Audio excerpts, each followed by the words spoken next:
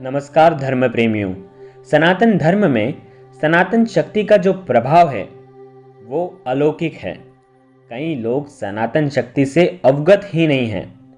हमारी प्राचीन परंपरा हमारे दुखों का क्षय कर सकती है। आज के इस वीडियो में हम जानेंगे विवाह पंचमी का महत्व क्या है।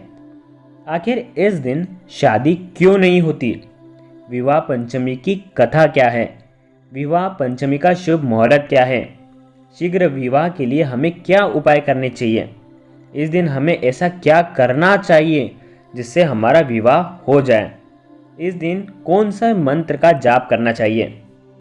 विवाह पंचमी के दिन भगवान राम और माता सीता का विवाह हुआ था। इसी कारण से विवाह पंचमी को श्री राम विवाह उत्सव के रूप में मनाया जाता है। तो आइए जानते हैं विवाह पंचमी 2020 में कब है। मार्गशीर्ष मास के शुक्ल पक्ष की पंचमी तिथि को विवाह पंचमी के रूप में मनाया जाता है। इस दिन भगवान राम और माता सीता की पूजा से कुंवारे लोगों को सुयोग्य जीवन साथी की प्राप्ति होती है और जो विवाहित लोग हैं उनके जीवन में अगर कुछ भी परेशानी होती है तो इस दिन हम उसका निवारण कर सकते हैं। विवाह पंचमी 2020 में 19 दिसंबर को है। पंचमी तिथि का प्रारंभ होगा 18 दिसंबर को दोपहर में 2:22 पर और यह समाप्त 19 दिसंबर को दोपहर में 2:14 पर होगी। विवाह पंचमी का महत्व क्या है। मार्गशीर्ष मास के शुक्ल पक्ष की पंचमी तिथि को विवाह पंचमी का उत्सव मनाया जाता है। इस दिन भगवान श्री राम और माता सीता की विशेष पूजा अर्चना की जाती है। भगवान की पूजा से मनचाहा वरदान की प्राप्ति होती है और साथ ही सभी प्रकार की वैवाहिक समस्याओं का अंत भी होता है। इस दिन बालाकांड में भगवान राम और सीता जी के विवाह प्रसंग का पाठ करना शुभ होता है। इस दिन आपको संपूर्ण रामचरितमानस का भी पाठ करना चाहिए जिससे आपके परिवार में सुख की प्राप्ति हो। इस दिन भगवान राम का आपको भजन कीर्तन करना चाहिए। आइए जानते हैं विवाह पंचमी की पूजा की विधि क्या है। विवाह पंचमी के दिन आप ब्रह्म मुहूर्त में स्नान करके साफ वस्त्र धारण करें। इसके बाद श्री राम विवाह का संकल्प लें। यदि आपके पास भगवान राम और माता सीता की मूर्ति या फोटो हो तो उन्हें एक बाजोट पर रखें। बाजोट पर पहले लाल कपड़ा बिछाएं, उसके बाद भगवान की मूर्ति और फोटो को रख दें। भगवान को धूप, दीप और पुष्प अर्पण करें। पुष्प आपको पीले ही अर्पण करने हैं। अब आपको मूर्ति या फोटो पर चुनरी अर्पण करना है, उन्हें चुनरी चढ़ाना है। उसके बाद आप ओम जानकी वल्लभाय नमः इस मंत्र का कम से कम 108 बार आपको जाप करना चाहिए। जाप करने के बाद आप भगवान राम और माता सीता का गठबंधन करें।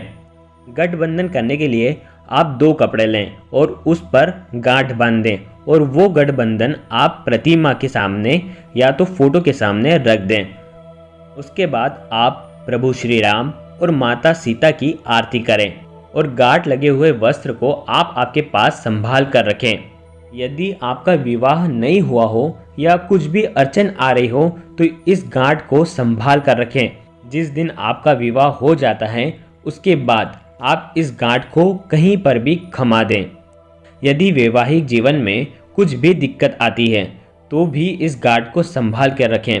आप उस गांठ को तब तक संभाल के रखें जब तक आपके वैवाहिक जीवन का निवारण सही तरीके से नहीं हो जाता। जिस दिन आपका वैवाहिक जीवन सुखमय हो जाए उसके बाद आप इस गांठ को खमा दें।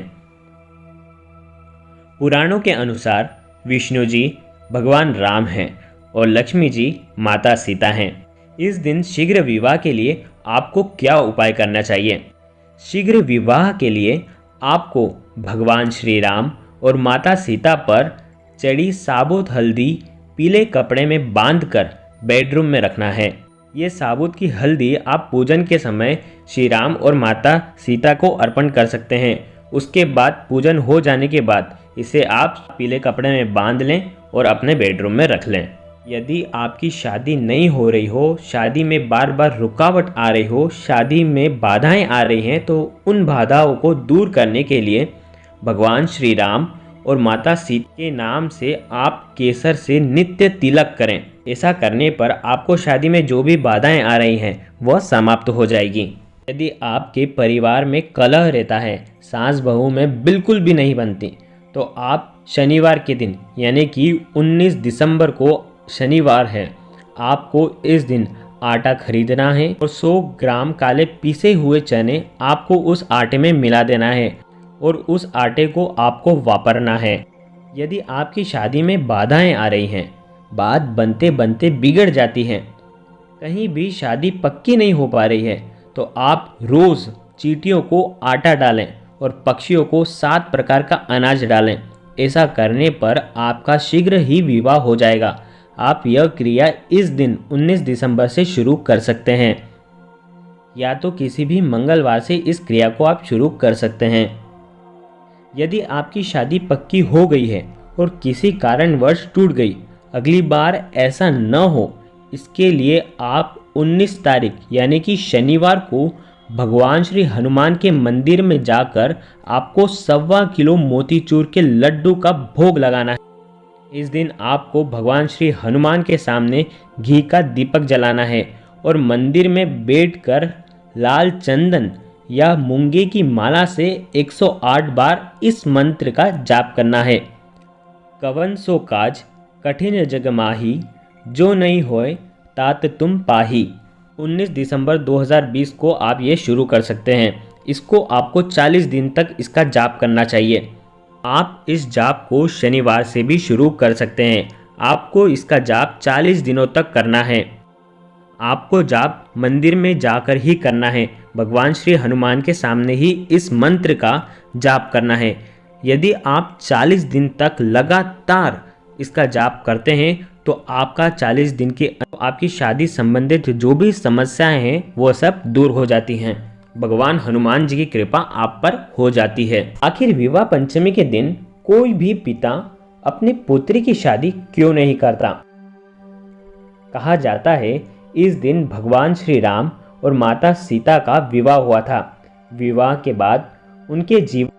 बाद उन्हें वनवास हुआ और उन्हें कई कष्ट सहन करने पड़े। माता का अपहरण हुआ, युद्ध में अनेक लोग मारे गए, वनवास हुआ। श्री राम ने सीता जी का त्याग भी किया।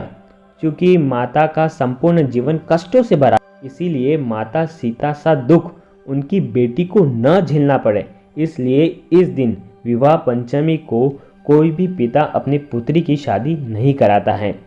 आशा करते हैं आपको यह वीडियो अच्छा लगा होगा। प्राचीन मंत्र से, प्राचीन विधि से आपका जीवन सुखमय बन जाएगा। आपका दिन अच्छा हो, प्रभु की कृपा आप पर अलौकिक बरसती रहे। ऐसी मंगल कामना के साथ हमारे इस चैनल को लाइक करें, शेयर करें, सब्सक्राइब करें और बेल आइकन को जरूर